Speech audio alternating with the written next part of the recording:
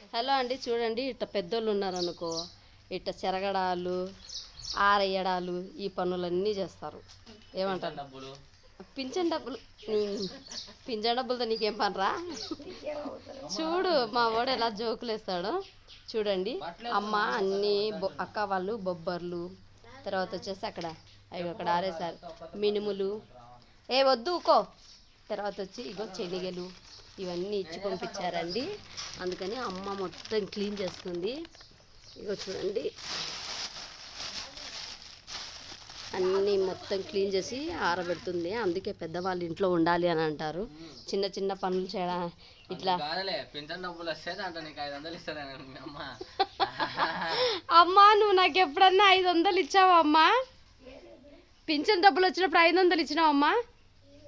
చూడు మా వాడు సరదాగా అంటున్నాడు అండి. ఏం లేదండి.